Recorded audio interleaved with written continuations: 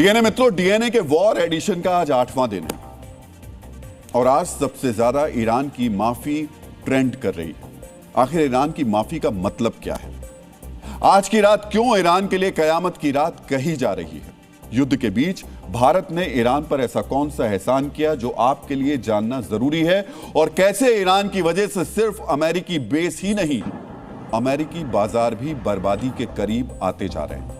इन बड़े सवालों का विश्लेषण आज हम डीएनए में करेंगे, लेकिन उससे पहले ईरान वॉर के 8वें दिन क्या क्या हुआ ये आपको देखना चाहिए। युद्ध के 8वें दिन अमेरिकी इजराइल के हमले ईरान पर जारी रहे।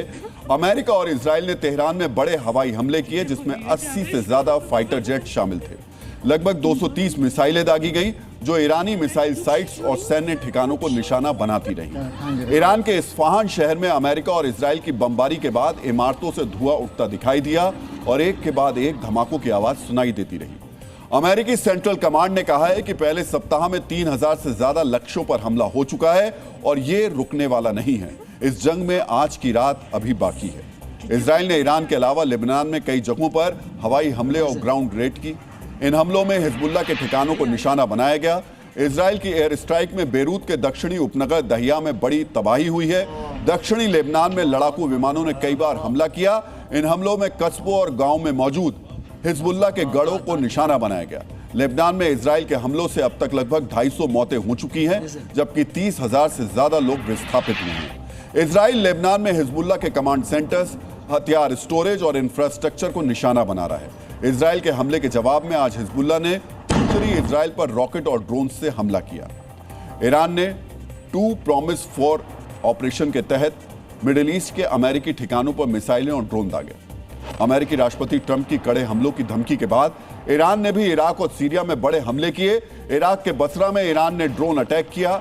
ईरान ने इस हमले में अमेरिकी तेल कंपनियों को निशाना बनाया।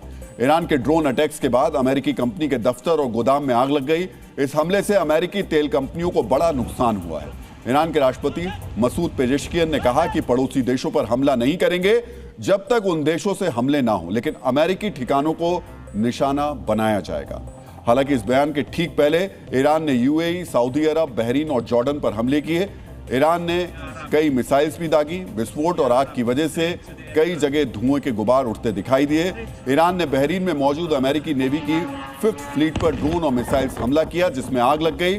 जॉर्डन पर हमला करके ईरान ने मुवाफक सल्ती एयरबेस पर थाड रडार नष्ट कर दिया, जिसकी कीमत $300 मिलियन से ज्यादा थी। सऊदी अरब में ईरान ने बैलिस्टिक मिसाइल और ड्रोन से हमला किया। ईरानी मिसाइलों के निशाने पर प्रिंस सुल्तान एयरबेस था। इस हमले को सऊदी अरब ने इंटरसेप्ट कर लिया। ईरान की चेतावनी के बावजूद कुछ मिडिल ईस्ट के देशों से ईरान पर हमला जारी है। आज बहरीन से ईरान पर मिसाइलें दागी गई। इसका वीडियो भी सामने आया, जिसमें अमेरिका की मिसाइल को एक लॉन्चर से ईरान की तरफ दागा जा रहा था। बहरीन से हमले को ईरान को और ज्यादा भड़काने वाला कहा जा रहा है।